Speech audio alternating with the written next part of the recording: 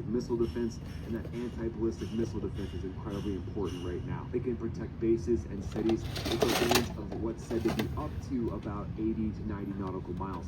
It's got an altitude cap of 12 nautical miles, and the PAC-3 missile has a segment enhancement, and it uses hit-to-kill technology, whereas the PAC-2 likely uses some sort of fragmentation kill technology. And then the THAAD is Lockheed Martin's middle tier system. That's a beast for high altitude defense. It's got a longer range with what's said to be up to 100 nautical miles. It's got kinetic interceptors, so this thing's gonna move at approximately Mach 8 to hit hypersonic missiles. And it's got no warhead, it just has raw impact, because essentially it's like hitting a bullet with a bullet. As long as you get a hit, you're gonna take down that hypersonic weapon. And that THAAD is gonna focus on taking out Fatah 1s and Fatah 2 hypersonic missiles.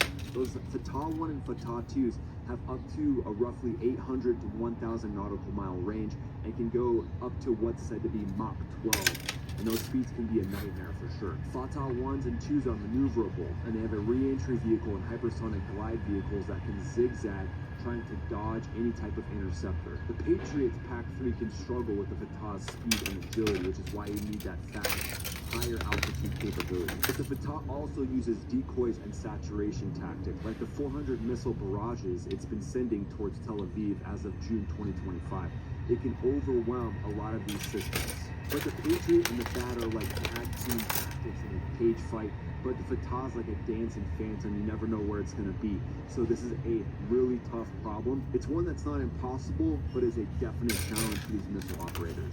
So the Fatah 1 and the Fatah 2, their entire strategy is to confuse the Iron Dome. That's Israel's system for taking down missiles and rockets. And Israel's systems have about a 90% interception rate. So you back that up with the US THAAD and the Navy Aegis destroyers, and you've got a really good chance of taking down most of these missiles. But the barrages of 400 that have been flying towards Tel Aviv make it really difficult to get to a 100% solution. And the fact that those Fatah missiles can maneuver erratically to dodge the different THAAD systems makes it a really tough problem. So let's discuss why these B-2s took off from Whiteman, refueled immediately, and then headed towards Guam. How is Guam strategic, and can it be used as a strike base? So Guam's base, it's essentially a Pacific fortress for the B-2. It's home to Andersen Air Force Base, which is roughly 3,400 nautical miles from Iran's Fordo bunker. And that's Iran's mountain fortress that you've seen me cover in other videos. So targets like Fordo and Iran in general essentially makes ground assaults a no-go. So air power is the #1 strategic advantage that the US has when it comes to Iran. Because going into a ground assault in Iran would essentially be like Afghanistan on steroids. The different mountain ranges in Iran essentially make a ground campaign, along with everything else that comes with a ground campaign, very undesirable.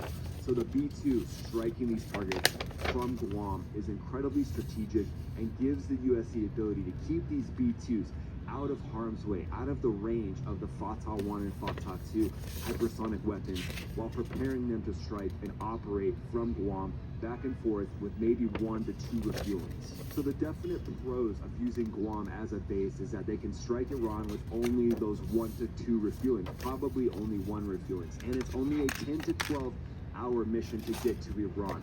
That saves hours when it comes to launching these jets from Whiteman. So Guam's outside of that missile range. You got a quicker mission, and you've got the ability to get these jets back to Andersen, get them fueled back up and reloaded up with bunker buster bombs if needed, or other conventional weapons, and get them back into the fight faster. Andersen's also got huge hardened B-2 hangars. It's got massive fuel depots, and it's got 12,000 foot runways.